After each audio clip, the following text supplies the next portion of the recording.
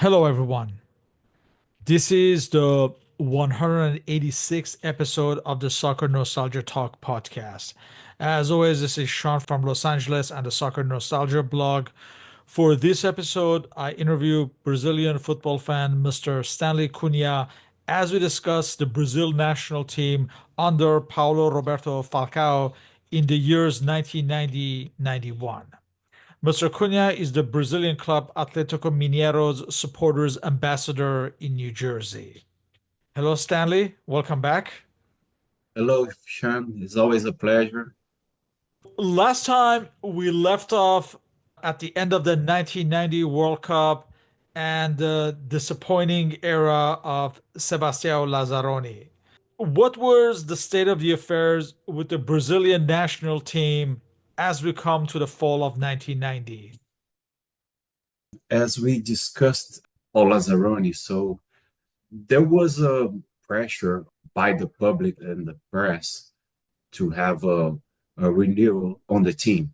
So what the CBF president by that time, he thought about someone that could have a good knowledge about football and also someone that could somehow be related to the Joga Bonito game that was previously shown in Brazil. So they chose Falcão, and I believe part of the reason is due to the fact that Beckenbauer did a great job in Germany. And Beckenbauer, as everybody knows, was a great player and showed a great knowledge of the game. And he had no experience, previous experience as a manager, right? So they picked Falcão because Falcão somehow was just like Beckenbauer, outstanding player with good knowledge about the game. And Falcão, before that, he was a TV commentator and where he could show all his knowledge about the game and he showed intelligence, nice reading about the game. So I believe that is a fact that led CBF to pick him. Now, for anyone who may not be familiar with Falcao, can you describe his trajectory? I saw him playing for a few years, only a couple years, when he was about to finish his career. But Falcão, his good years were during the 70s and early 80s. So he led Internacional to 3 Brazilian titles. By that time, Internacional became the team that had more championships. During the 70s, Internacional won 3 titles in 10 years, and he was elected the best player in at least 2 of those championships. So after that, he was sold to Roma. He led Roma to their title in 83, right? And I believe that was the second title, Roma's title, right? Mhm. So Falcão had an extraordinary career. He was the main player, one of the best players for every single team that he played for. In 1984, 85, in the end of 1984, he had problems with his knees. So because of that, the Roma president tried to renew his contract, but with a clause tied to his physical conditions, which is something that he couldn't accept. So he decided to move back to Brazil and played for São Paulo for a few months, but with no success as his physical conditions were not as good as it used to be in the past. But he was one of the most extraordinary midfielders that I've ever seen playing. He was selected because, like you said, he was a reminder to the Tele Santana's 1982 side and Jogo Bonito. And after the Lazzaroni years, that's what the public demanded. Yeah, because Lazzaroni era was a pragmatic football. Lazzaroni was very focused on tactics and trying to change the Brazilian style of play based on the European football, what they called by that time as the modern football. So it didn't work as we discussed previously. And due to several reasons. So what the people and the press and people demanded from CBF is like a renovation of the style of the players. So that's why they picked Falcão, because he was kind of opposite in terms of style, his speech, his manners, everything was the opposite comparing to Lazzaroni. His immediate directive was to discard Brazilian players with foreign clubs. How was this viewed at the time? Some people like the idea because they were willing for, like I said, for a renovation, but part of it criticized Falcon and CBF board decision because they knew that that would impact the team in terms of technical skills. Part of the people supported the decision, part of it criticized it.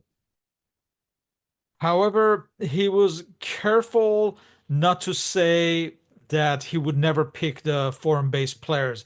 He said something to the effect of that what's important is not changing the coach, but changing the mentality. He said, we're trying to create something new. We're trying to motivate the talented players that we have here, but haven't had the chance to play for the national team yet. So this meant that the likes of Romario, Careca, Miller, Dunga, Tafarel, Branco, and especially Alemão. For the time being, they're not part of the national team setup. For his first match against Spain, it was a friendly on September 1990. He virtually selected a team of debutants. So this match on September 12, 1990 at Gijón, let me first go through the lineup.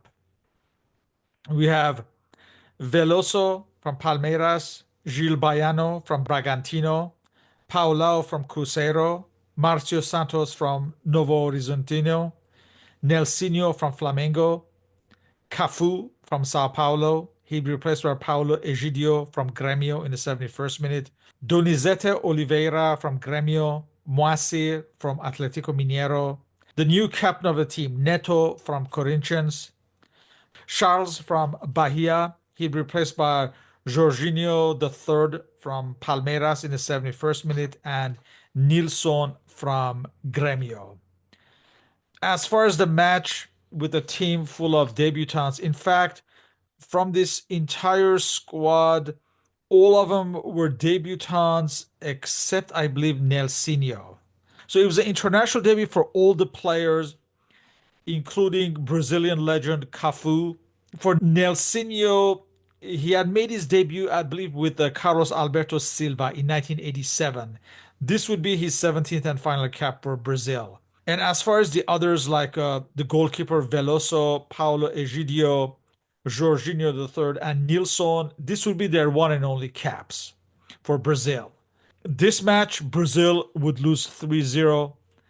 Carlos scored in the 9th minute, Fernando in the 63rd, and Michel in the 89th minute. How was such a heavy defeat against Spain viewed by the press? I remember that game. The Brazilian coach or the CBF board, they are always in the spot of pressure because although despite the fact that everybody was agreeing with the renovation, the Brazilian need of renovation, and also one thing that helped the decision to use the players that were playing in Brazil, and we have to mention that, is the fact that they had problems with the players traveling from Europe because by that time they didn't have the data FIFA, right? The FIFA date. So because of that, the clubs didn't allow players to travel, to leave the club because of the national tournaments. So this is something that helped the CBF board to support the decision or to demand the usage of the Brazilian players that were playing in Brazil. But back to the question, so the press criticized the heavily Falcão because he selected some players that from not only the players but also the teams that nobody ever heard about. outside Brazil. For example, Bragantino and Novo Horizontino, by that time, they made the final of the Paulista in 1990. So that's why they caught the Paulo Roberto Falcão attention because they were playing well. So those players, those teams, they overcame teams like Corinthians, Palmeiras, São Paulo, and Santos, and they made to the finals, leaving those four big giants clubs behind. And so selecting those players for those small teams is something that they used against Falcão, criticizing the selection. And also, the team didn't play very well because, like you said, the majority of the players they never played for Brazil before. I want to correct one error. I said all the players except Nelsinho were debutants. But of course, Charles will remember he played in the 1989 Copa America under controversial circumstances. So Yes, yes, yes. True. It's never easy to be a Brazilian coach. They are always under pressure, even when the press and the CBF president were supporting them. Because again, Falcão was picked by the CBF with a task, and it was defined by them. His duty was to bring new players, use the Brazilian players, develop new talents, and make them play well. But even they didn't have enough patience with him. So they hit him hard. much like Giovanni before him, from the onset, it seemed like Neto was being groomed to be Brazil's next superstar. Was it justified at that point, you think? I would say yes. During the 1990, yes, because Neto, he had a very controversial career. So he started in Guarani, and after that, I think he played for Bangu as well, but he was very young. And after that, he played for a short period in São Paulo. And I remember he played for Palmeiras for a short period too, but he couldn't make it. I don't know. I think he has like a strong character, a stubborn player. He was young by that time, right? So I think he had problems in terms of relationship with the coaches. That's what I think because he was indeed very talented. So in 1988, when he moved back to Guarani, after in Guarani used to be a big team, but not as big as Palmeiras in São Paulo, for example. So he had his chances in São Paulo and Palmeiras, but he could never make it. So after that, he moved back to Guarani, and he had an amazing tournament in 1988 when they were a runner-up in Paulista, Campeonato Paulista, which is the São Paulo state tournament. And they almost became champions. They lost in the extra time. That team had Ricardo Rocha, Neto, Tite, which was the Brazilian coach a few years ago, and João Paulo, if I'm not mistaken, and Evaí, which also made the seleção. So it was a great team, and Neto performed very well. After that, he went to Corinthians, and between 1989 and 1990, he played very well and led Corinthians to his first Brazilian title. And he had, by that time, a promising career.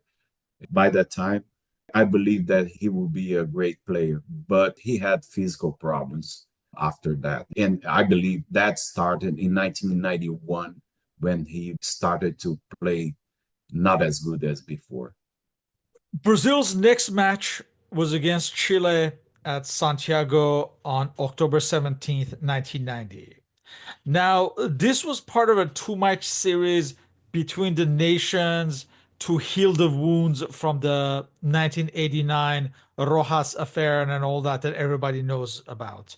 Ahead of this match, Falcao ran into his first major problem with the federation. As the CBF president Teixeira, he seemed to side with the clubs who didn't want to release their players for the duration that Falcao wanted. As far as the match itself, on October 17, we have the following lineup. In goal, we have Sergio of Santos, Gil Baiano, Paulao, Adilson of Cruzeiro, Leonardo of Sao Paulo, another World Cup winner, Moacir, Donizete Oliveira. He replaced by Bismarck from Vasco da Gama in the 74th minute, one of Lazzaroni's young prospects. Cafu, Neto, captain of the team. Charles, he'd be replaced by Valdair of Botafogo in the 62nd minute, and Tulio of Goiás. For this match, Sergio, Adilson, Leonardo, Valdair, and Tulio earned their first caps for Brazil. So this match would end as a scoreless tie, but the talking point was obviously the situation with the clubs and not wanting to release players. Falcao had demanded the players to be released and trained for 3 days at Rio de Janeiro before flying to Santiago. Like I said earlier, the president Teixeira, he sided with the clubs. Was the writing on the wall already as far as Falcao having the authority he needed for the team? Oh, yeah, yeah, for sure. Because, well, CBF, it's like a political organization, right? The clubs and the federations, they elect the president. So when they put pressure on Teixeira, and Teixeira, although he promised Falcão a lot of things, and Falcão, I believe, he demanded when they traced the plan for him, like renewing players, mentality, procedures, and so on, Falcão established some conditions to perform his job, right?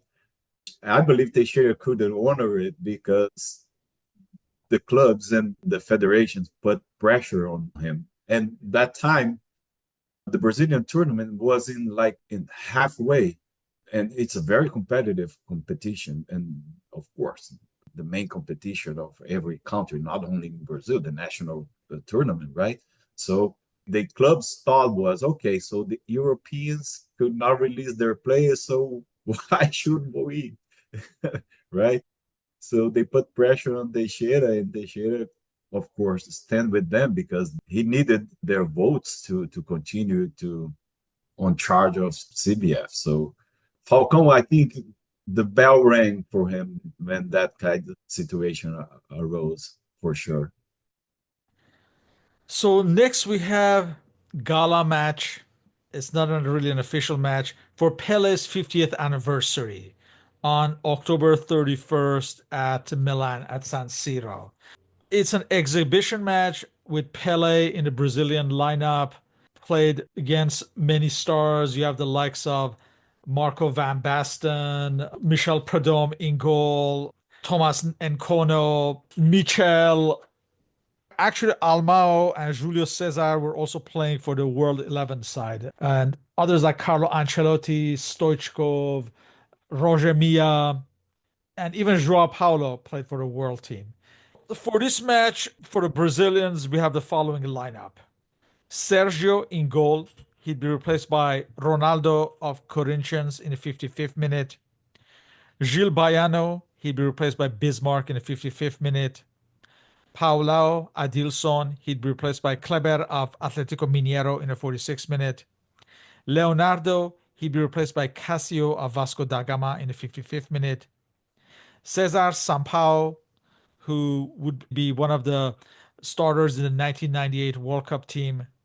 Donizete Oliveira, he'd be replaced by Luis Enrique of Bahia in the 64th minute. Cafu, Pele, captaining the Brazilian side for the first half before he'd be replaced by Neto in the 43rd minute. Charles, he'd be replaced by Valdair in the 50th minute. Rinaldo of Fluminense, and he'd be replaced by Careca Bianchesi or Careca the Third of Palmeiras in the 50th minute. Even though it's an unofficial match, this would be the last appearance of Bismarck for Brazil, his 13th match. His first cap had been in 1989. So for the likes of Ronaldo in goal, Kleber, Cesar Sampaio, Luis Enrique, and Careca Bianchesi, this was their first cap. For Casio and Rinaldo, this would be their one and only caps for Brazil. In this match, Brazil would lose 2-1. We have Michel scoring the first goal for the world team in the 35th minute. George Hagi scored from a free kick in the 51st minute. Neto himself scored from a free kick in the 60th minute for Brazil. Brazil lost 2-1, but again, not much can be gauged from this match as it's an exhibition match. Next, we have the home match against Chile as part of the whole healing process. Falcao recalled Bebeto for this match, but Bebeto was injured before this match as he was selected in a match before between Botafogo and Vasco da Gama. And as a result, there were reports that Falcao had threatened to resign as he learned that Bebeto and Valdair of Botafogo, Bebeto was playing at the Vasco da Gama at this point, they were allowed to play in a league match ahead of this match against Chile. And Bebeto was injured in this match. Falcao, again, his authority is undermined again. But as far as the match itself, on November 8th at Belém, you have the following lineup. Sergio, Gil Baiano, he'd be replaced by Luis Enrique in the 38th minute. Paulao, he'd be replaced by Kleber in the 70th minute. Adilson, Lira of Goiás, Cesar Sampaio, he'd be replaced by Leonardo in the 83rd minute. Donizete Oliveira, Neto, captain of the team, he'd be replaced by Valdair in the 46th minute. Cafu, Charles, and Careca Bianchesi, Careca the third. And again, this was an uninspiring match again. It ended as a scoreless tie. Brazil is struggling with the new players, not to mention all the problems that Falcao has with the federation. For this match, Lira earned his first cap for Brazil. As far as Cesar Sampaio, he would not be called up again by Falcao. Again, he would be recalled many years later. But as far as Falcao, his time was over with him. There's one more match before the end of this year. It's a friendly against Mexico. This match is played in Los Angeles. For this match, that again ended as a scoreless tie for Brazil, we have the following lineup. Sergio, Gil Baiano, he'd be replaced by Oder of Palmeiras in the 84th minute. Paulao, he'd be replaced by Marcio Santos in the 34th minute. Adilson, captaining Brazil for his match. Lira, Moacir, Edu Marangon of Santos, Marquinhos of Atlético Mineiro. He'd be replaced by Gerson of Atlético Mineiro in the 84th minute. Mazinho II of Bragantino. Careca III, he'd be replaced by Almir of Santos in the 76th minute. And Joao Santos of Bragantino. We have first caps for Oder and Mazinho II. For Edu Marangon, this would be his ninth and final cap for Brazil. And if you remember, he was selected in 1987 under Carlos Alberto Silva and later joined Torino. Just a side note for those that are not familiar with the name, Mazinho II, it's a player that in Brazil is known as Mazinho Oliveira, if I'm not mistaken. He played for Bragantino during the 1990s. So just for those that are not familiar with the name, because the Brazilian call him differently. Oh, I see. I see. Yeah. Not to be Yeah. confused with Mazinho, who at this point was playing at Lecce. Yeah. Yes. But as far as Others like Marquinhos and Joao Santos, this would be their one and only cap for Brazil. And as far as Gerson, this would be his fifth and final cap. His first caps were in 1989 under Lazzaroni. As we can see, as this calendar year ended, Falcao was struggling as the team was unable to score goals. In interviews, he would repeat how his team was a laboratory and results had no immediate consequence. But I imagine the public must have been less patient at this point. Yes, first because of the results, of course. And also, I believe, I'm sure he had better options, but he couldn't because, as you can see, if we look at the players, we can imagine, and if we look at the players of the team that couldn't be there, so we can tell right away that Falcão won. He could trying to work as a lab, selecting young players, players that nobody knew by that time. I mean, outside Brazil, or he was under pressure, or he was strict in terms of selection because, for example, we had Botafogo in a great shape in that year, Valdeir, Donizete, but not that Donizete Oliveira. It's another one in a very good shape. We had Corinthians, São Paulo, many other players, many teams with many other players that were better than João Santos from Bragantino. Gerson, he played for my team. I knew him very well. He was a good striker, but I could tell at least three better than him by that time. So the problem was that Falcão was under CBF regulations to select the teams, and the clubs were putting pressure on the CBF to trying to avoid having their players being selected because they were, like I said, in the middle of the tournament and they were fighting for the title. So most of the teams, they didn't want to release the players because of that. Well, in the new year 1991, the ban on the foreign based players was lifted. In retrospect, was this a hasty decision to begin with to make some players appear as scapegoats for the 1990 failure? Honestly, I think that that was a calculated decision. I don't think they try to punish the foreigners players or try to use them as a scapegoat. I think CBF they regret in terms of preventing or trying to not selecting the foreigners players. But at the same time, I think that was a calculated decision because they were under pressure. By that time, there was a feeling that the seleção lost connection because of the foreigners players. That was, I'm not saying that happened actually, but that was the feeling by that time that the foreigners players lost connection with the seleção because they were more concerned about playing for their teams in Europe, more concerned about making money because in Europe they always paid more than in Brazil. And by that time, the difference was even bigger. And also, CBF and the press, everybody thought about the fact that the clubs at CBF, when they were selecting players, there were always a hard time to get players from Europe. And they thought that, okay, we can manage that in Brazil.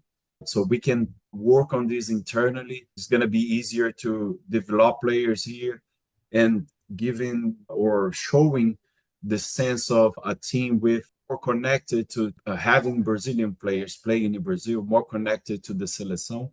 So I think it was kind of like a two ways decision. So they used the players as a scapegoats to justify the failure, but at the same time, they were trying to solve a problem when they decided or they instructed to the coach to select players playing in Brazil. For this first match of 1991, Brazil are hosting Paraguay at Campo Grande. For this match, we have the returning Claudio Taffarel back in goal. At this point, he's playing for Parma in Italy. We have Gil Baiano, Paulao, Adilson, Leonardo, Cafu. He'd be replaced by Donizete Oliveira in the 61st minute. Moacir. If I'm not mistaken, by that time, Cafu was playing as a midfielder. He started playing as a right back only with Parreira, if I'm not mistaken. Oh, yes, yes. So then we have Neto, captain of the team. You have Cuca from Internacional Porto Alegre. He'd be replaced by Mazino Yes. Oliveira in the 60th minute. Charles, he'd be replaced by Mauricio of Gremio in the 61st minute. Joao Paulo from Bari in Italy, back in the national team, and he'd be replaced by Bianchesi or Carica III in the 79th minute. This would be Adilson's final match for Brazil, his fourth and final cap, and the first and only cap for the likes of Cuca and Mauricio. This match ended as a 1-1 tie. Brazil scored in the 42nd minute through penalty kick from Neto. And astonishingly, this was Brazil's first official goal under Falcao, even though it was a penalty kick. Paraguay tied just 2 minutes later from Adriano Samaniego. One more disappointing match, but at least some of the older names are back in the squad. Next, much anticipated match against Argentina under new management, under Alfio Basile. For this match, played at Buenos Aires at Vélez Sarsfield Stadium, we have the following lineup for Brazil. Sergio in goal, captains Brazil. We have Gil Baiano. He'd be replaced by Paulao in the 73rd minute. Ricardo Rocha is back in the team from Sao Paulo. And international debutant Wilson Gotardo of Flamengo. Leonardo. Future World Cup winner making his international debut, Mauro Silva of Bragantino. Then we have Cafu. He'd be replaced by Luis Enrique in the 9th minute, who in turn would be replaced by international debutant Denner of Portuguesa in the 83rd minute. And Denner would sadly be killed in a car accident in 1994. We have Donizete Oliveira, Mazinho Oliveira, and Renato Gaucho returning to the national team from Botafogo, as well as Bebeto of Vasco da Gama making his return to the national team, and he'd be replaced by Careca III in the 46th minute. Renato Gaucho would be sent off, as would Claudio Garcia of Argentina in the 89th minute. So this Argentinian side was a young side as well, a promising young side who would go on to win the Copa America, and we will discuss that as we go on. They have a familiar face in goal, Sergio Goicoechea, as well as Oscar Ruggeri, who is the new captain of the team. And other familiar names, you have like Dario Franco, Claudio Garcia, we mentioned, Diego Latorre. So a good talented side. So this match would end as a 3-3 tie. Renato Gaucho actually gave Brazil the lead. Argentina tied the match through Victor Ferreira. 2 minutes later, Luis Enrique gave Brazil the lead. Argentina would tie the match in the 42nd minute through Dario Franco. And just before halftime, Davide Visconti would score from a free kick that was deflected by Renato Gaucho's head before going in. So in some places, this is given as an own goal to Renato or a goal to Davide Visconti. But Brazil would have to wait until the 86th minute for Careca, Bianchesi de Careca III, to tie the match from a pass by Renato Gaucho, who would shortly after that be sent off. As you saw the match, Was there a stark contrast with Argentina's new look side under Alfio Basile, whose players appear to be integrating better into the lineup as opposed to Falcao's choices for Brazil? Yeah, in terms of players' quality, I would say that it was an even match. But I had the same impression, and this is something that always happens to the Argentinian teams. I think they are known as they are more tactical players than the Brazilians. So I believe the difference was mainly this. Like they seemed like they were more connected somehow, that they could develop their plays better than Brazil. Although Brazil could manage to score three times, something that never happened before. They barely scored one goal with a penalty kick right before that game. I think it's a matter of culture.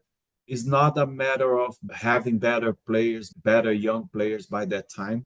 But I think it's in terms of culture. I think the Argentinian players they adapt better, or they used to, because now the Brazilian players are more tactical than before.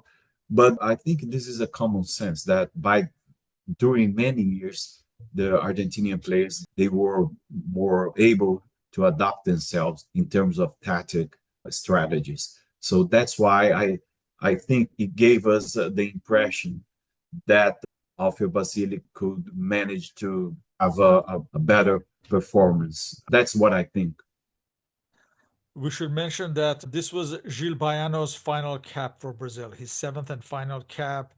Donizete Oliveira would not be called again by Falcao, though he would be called up again. Again, we should mention that Wilson Gotardo, Denner, and Mauro Silva earned their first caps in this match. As far as Falcao, he said he was delighted with the performance. He said that this type of game is good for us. It shows our defects and qualities. Next, Brazil plays an unofficial match against the Romanian B side. This is on April 17th at Londrina. Brazil wins this match 1-0 through a goal by Moacir. We have the following lineup: Sergio, international debutant Balu of Cruzeiro, playing in his only match for Brazil. He'd be replaced by Cafu, Ricardo Rocha, Marcio Santos, Leonardo Moacir, Mauro Silva, Mazinho Oliveira, Neto, captain of the team, Renato Gaucho, Bebeto, and Careca the third. Next, we have a friendly against Bulgaria on May 29th at Uberlandia. For this match, we have the following lineup: Sergio in goal, Mazinho of Lecce in Italy, making his return to the national team. He'd be replaced by Oder in the 67th minute. Marcio Santos, who at this point had joined Internacional Porto Alegre. He'd be replaced by Julio Cesar of Juventus in Italy in the 76th minute. Of course, Julio Cesar, one of the discoveries of the 1986 World Cup. Then we have Wilson Gotardo. We have Branco back to the national team, playing in Genoa in Italy, having an excellent season in Italy, back for national team. He'd be replaced by Lira of Goiás in the 72nd minute. We have Marcio of Corinthians, Valdir of Paranense, Neto, captain of the team. He'd be replaced by Denner in the 74th minute. Almir, he'd be replaced by Luis Enrique in the 61st minute. Careca the third, Joao Paulo, and he'd be replaced by Valdair in the 76th minute. Brazil would win this match comfortably 3-0. Neto scored in the 17th minute. Joao Paulo doubled the lead in the 25th minute, and Neto scored the third in the 69th minute. For this match, this would be Oder's second and final cap for Brazil. Final cap for Denner as well, his second cap for Brazil. International debuts for Marcio and Valdir. We're getting closer to the Copa America. Before the Copa America, Brazil has another friendly against Argentina, this time in Curitiba. For this match, both teams are better prepared, especially Argentina, who call up many of their stars who were missing from the first match. So for this match on June 27th for Argentina, we have the likes of Sergio Goycochea in goal that we mentioned, Ruggeri, but also others like Diego Simeone, Diego Latorre, Claudio Caniggia playing in Atalanta in Italy, as well as Gabriel Batistuta, who would become a star in this Copa America. At this point, he's playing for Boca Juniors. So for this match, we have the following lineup: Tafarel, Mazzino, Kleber, Ricardo Rocha. He'd be replaced by Wilson Gotardo in the 66th minute. Branco, he'd be replaced by Cafu in the 79th minute. Mauro Silva, Valdir, Neto, captain of the team. Renato Gaucho, he'd be replaced by Mazinho Oliveira in the 74th minute. Careca the third, he'd be replaced by Bebeto in the 53rd minute. And Joao Paulo. The match would end as a 1-1 tie. Claudio Caniggia would score again against Tafarel, just like the previous year. But Neto would tie the match for Brazil with a penalty kick in the 57th minute. Argentina would have one player sent off, Carlos Enrique, in the 58th minute. More sending offs in the Copa America, which we will get to. Not a bad result, right? Yeah, this was the last friendly before the Copa America. For the Copa America, Falcao would select the following squad: Tafarel, Mazinho, Kleber, Ricardo Rocha, Mauro Silva, Branco, Renato Gaucho, Valdir, Careca the third, Neto, Joao Paulo, Sergio as backup goalkeeper, Cafu, Wilson Gotardo, Marcio Santos, Lira, Marcio Rai, brother of Socrates, Luis Enrique, Mazinho Oliveira, Silvio of Bragantino, and third goalkeeper Ronaldo of Corinthians. Leonardo was selected in the original squad, but he was injured and he was replaced by Lira. We have to mention that Bebeto was also in the squad, but he was replaced by Silvio after he had a falling out with Falcao. Ahead of this Copa America, was Falcao under pressure to win, or was it expected that this was an experimental side who would likely not win the tournament? That's what they said, right? Falcão, that was what the press expected to be like a lab.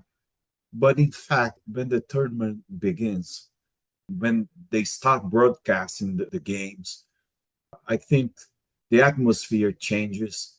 They also put some expectations on the team, on the seleção. So in the beginning, like we discussed previously, so the idea, mainly idea, was to have a lab to prepare, to renew the team and so on. But when things don't go the way they expect in terms of, for example, the quality of the game, so, oh, okay, we can lose, but if we are playing well, it's okay. So when they see mistakes happening, bad choices, or even problems, which Falcon had a lot, so they started criticizing him. In the end of the day, they put a lot of pressure on him to win the tournament. In the end of the day, yes. And apparently, the players had to follow a new set of directives set by the Federation after the troubles during the 1990 World Cup. The players were forced to sign a written declaration.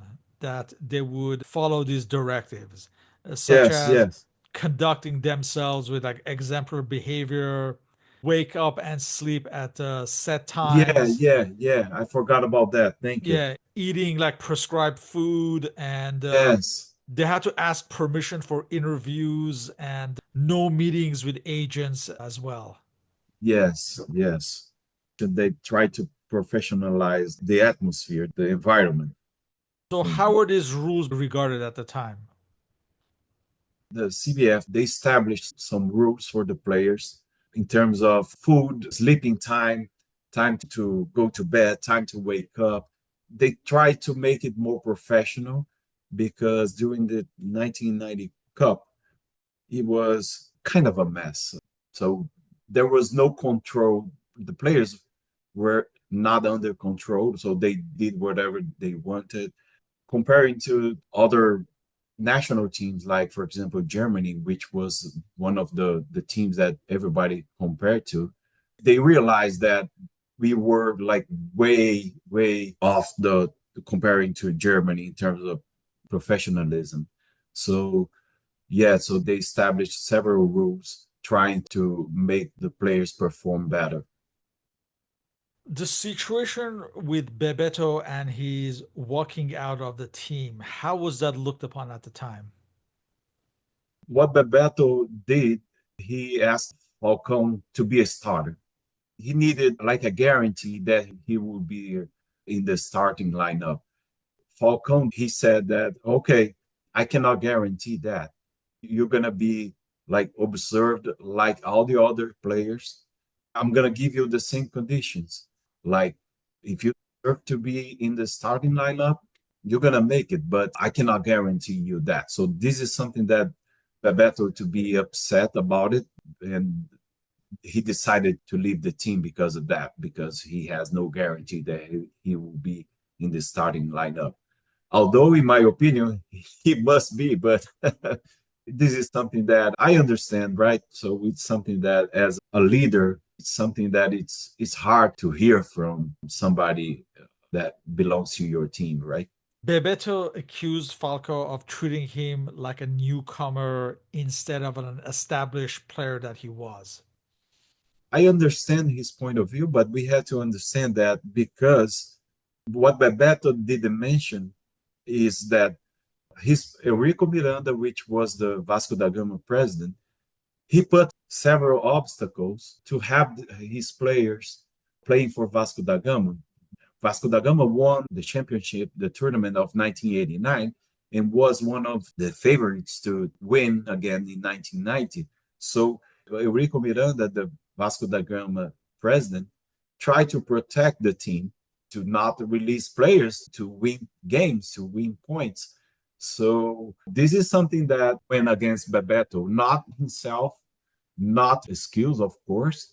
Not only Vasco da Gama, but several clubs asked the CBF to release their players. That's why probably Falcão was upset about the fact because he couldn't have the player when he needed, but all of a sudden somebody comes to him and says, "Hey, I want to be in the starting lineup." So I understand his point of view. So we come to the 1991 Copa America played in Chile. In the group phase, Brazil's first match is against Bolivia on July 9th at Viña del Mar. Brazil would win this match 2-1. Neto would score with a penalty kick in the 5th minute, and Branco would score with a long range shot from the 47th minute. Bolivia would pull a goal back in the 90th minute through penalty kick through Ervin Sanchez. For this match, Brazil's lineup was Tafarel, Cafu, Ricardo Rocha, Wilson Gotardo, Branco, Mauro Silva, Mazinho, Neto, Renato Gaucho, Careca III. He'd be replaced by Rai in the 46th minute. This was Rai's first match under Falcao. And you have Joao Paulo, and he'd be replaced by Mazinho Oliveira in the 63rd minute. 2 days later, at the same venue, Brazil faced Uruguay. This match would end as a 1-1 tie. Joao Paulo gave Brazil the lead in the 39th minute, and Peter Mendes tied the match in the 66th minute. So for Brazil, we have the following lineup: Tafarel, Cafu, Ricardo Rocha, Gotardo, Branco, Mauro Silva, Mazinho, Neto, Renato Gaucho, Rai, Joao Paulo, and he replaced by Mazinho Oliveira in the 83rd minute. Again, 2 days later, on July 13th, at the same venue, Brazil faced Colombia of Carlos Valderrama, among others. They would lose this match 2-0. Anthony de Avila scored in the 35th minute, and Arnoldo Iguaran scored in the 66th minute. For this match for Brazil, we have Tafarel, Mazinho, Ricardo Rocha, Gotardo, Branco, Mauro Silva, Marcio, Neto, captain of the team. He'd replaced by Luis Enrique in the 46th minute. And slowly you're seeing that Neto is starting to lose his star position in the team. We have Renato Gaucho, Rai, and he replaced by Careca, the third in the 46th minute, and Joao Paulo. So for Wilson Gotardo, this would be his sixth and final cap for Brazil. As far as this match against Colombia, Falcao accused his own players of incompetence after this match. And in fact, in the post match press conference, some of the Brazilian journalists were arguing with Falcao and the players. And as a result, Falcao had to ban the Brazilian press from post match conferences. For the first time, Ricardo Teixeira was asked and he refused to confirm whether Falcao would stay in place following the tournament. So trouble is brewing in the Brazilian camp. For their last match in this group, they had to win to advance to the next round, and they play Ecuador on July 15th, again at the same venue, Viña del Mar. Brazil would win this match 3-1 to advance on goal difference. Mazinho Oliveira scored in the 8th minute. Carlos Munoz tied the match in the 12th minute. Marcio Santos scored in the 54th minute, and Luis Enrique in the 89th minute. Brazil needed two clear goals to qualify on goal difference ahead of Uruguay, I believe. Falcao had to reshuffle his squad for this match. For this match, we have the following lineup: Tafarel, Mazinho, Ricardo Rocha, Marcio Santos, Branco, Mauro Silva, Marcio, Neto. He'd be replaced by Luis Enrique in the 67th minute. Second match in a row that Neto is being substituted. Mazinho Oliveira, Silvio in his first cap for Brazil. He'd replaced by Careca in the 74th minute, and João Paulo.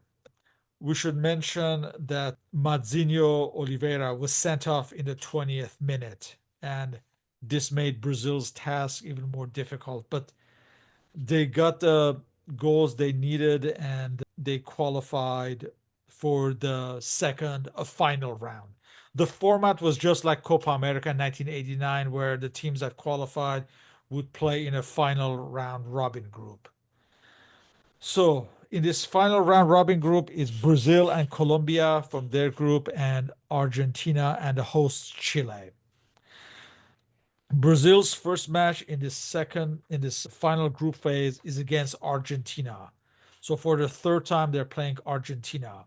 And Argentina have grown in confidence during this competition, and Gabriel Batistuta, among other players, have become stars. And this tournament would be a launching pad for their careers in Europe.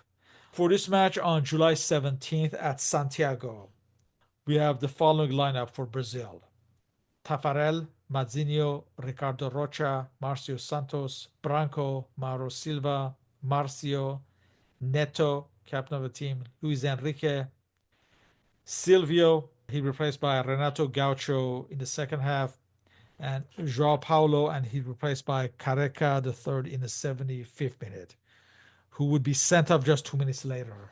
For this match, it would be a very much talked about match because of the five sending offs in this match: two from Argentina, three for Brazil. Brazil.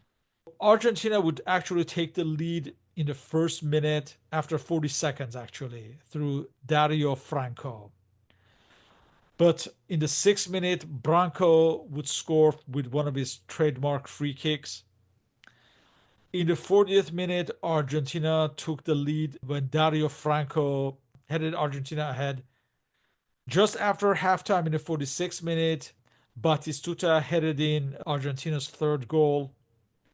Brazil would pull a goal back in the 53rd minute through João Paulo. We have to mention the players that were sent off. Canigia and Mazzinho were sent off in the 31st minute after a fight, as would Carlos Enrique. And in fact, Carlos Enrique was sent off in the previous match against Brazil as well. So Yeah, Carlos Enrique and Marcio Santos were also sent off after a fight together. And finally, Careca the third, he was sent off just 2 minutes after coming on. So five sending offs, but Argentina were just in much better form, and they would go on and win this Copa America in impressive fashion. Brazil and Argentina matches are always fiery and a lot of temper in these matches. yeah, yeah. I remember to see that game, and if we consider all the aspects that involve this game, so and also the previous results against Argentina, so I think we can see some improvements. It's not like a consistent improvement, like little by little. So it's like a random improvement. So we see an improvement here, but not there. And sometimes we see it again. But if we consider that Argentina had like a world champion actually in 1990, they were runner up, right? So, but they have a team or a base. They became champion in 1986 and then runner up in 1990. So, very experienced generation teaching the young players that were coming up. So, consider everything. And also, on top of this, we have the other team that suffered and struggled in 1986, 1990, trying to heal the wounds. If we consider everything, and also the fact that Falcão had a few players to work with, the fact that he couldn't select all the players that he wanted. So I look at this as a good result. And although we lost that game, but the performance itself, it wasn't bad. For the likes of Careca the third, this would be his 10th and final cap for Brazil. For Marcio, this was his fourth and final cap for Brazil. And Silvio, this was his second and final cap for Brazil. The next match, Brazil, 2 days later at Santiago again, they faced Colombia, to whom they had lost 2-0 just days earlier. This time, Brazil would win 2-0. Renato Gaucho would score in the 29th minute, and Branco would score from a penalty kick in the 61st minute. And something I want to point out that for this match, after his sending off against Argentina, Marcio Santos should have been suspended for this match. So it's somewhat unclear how his sending off was rescinded because he played in this match. So for Oh, yeah, I didn't notice that. who knows what happened? I know Brazil on the following day submitted a formal protest against the Paraguayan referee Carlos Maciel for his handling of this match. I don't know if they had anything to do with this, but yeah, in any case, he played. For this match that Brazil wins 2-0, we have the following lineup: Tafarel, Cafu, Ricardo Rocha, now captain of the team, now that Neto has been dropped, Marcio Santos, Branco, Mauro Silva, Valdir, Luis Enrique, Renato Gaucho, Mazzinho Oliveira, and Joao Paulo. Reminiscent of Giovanni in the 1989 Copa America, Now, Neto, who was seen to be Brazil's future star, it's also the end of the road for him as well. Something to point out about this match is that Colombia were actually looked upon as the more technical side with their toque style. And I believe this match was played under the rain. And some believe that it was mainly because of that, because the waterlogged pitch was detrimental to Colombia's more technical side, and the less technical Brazilians profited from this. That was a sad statement for Brazil, who are looked upon as the masters of the game. But when they did, they go into the final match against the hosts Chile with an outside chance of still winning this tournament. As on the same day, on July 21st, they play Chile first and then Argentina plays Colombia later. And of course, Argentina would win to win the Copa America. But for this match against Chile on July 21st, we have the following lineup: Tafarel, Cafu, Ricardo Rocha, captain of the team, Marcio Santos, Branco, Mauro Silva, Luis Enrique. He'd replaced by Neto in the 88th minute, Mazinho, Renato Gaucho. He'd be replaced by Valdir in the 72nd minute, Mazinho Oliveira, and Joao Paulo. And Branco would also be sent off in this match in the 70th minute. But Brazil would win this match 2-0. Mazinho Oliveira scored in the 8th minute with a header, and Luis Enrique also scored with the header in the 56th minute. And both those goals were from corner kicks. This was Valdir's third and final cap for Brazil. Brazil ended as runners up in this Copa America. They performed relatively better in this second group phase, but all in all, Falcao's Brazil were a disappointment. And I imagine it was inevitable that he would be sacked at this point. Yeah, but not only because of the result of the performances, I think Falcão had problems with the CBF board with Teixeira because, again, as we mentioned before, nothing went 100% according to the plan, the previous conversation that they had, the promises made. So, in the end of the day, when sometimes when he needed like support from Teixeira, Teixeira preferred to be on club sides.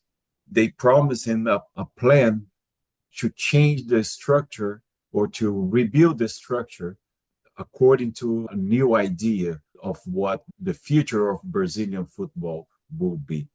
But as time went by, with the pressure of the clubs for to keep the players, to not release the players to the national team, to the seleção, to in certain moments, and also the political facts that are always involved with CBF. I think he felt like he was not properly supported as he expected to. So I think from the public and press perspective, yes, it was the end of the line because everybody was, although we knew that it was like a preparatory selection, we were expecting something better. So, which I believe we couldn't get because of the choices available for Falcão by that time. But anyway, this is not an excuse for the CBF president to make the decisions. What he wants is to not create problems for him. So if everybody is complaining about the coach and he had his personal problems with him, so okay, it's a good chance to get rid of him. So in the end of the day, yes, that was the end of the line for him for both parts. Yeah. But also, Falcao's tactics were very negative, and it was in stark contrast to his own playing style. Yeah, but well, we have to consider some things here. So he had no one, the players that he wanted available. This is one thing. So he had to improvise with the players that were, available for him.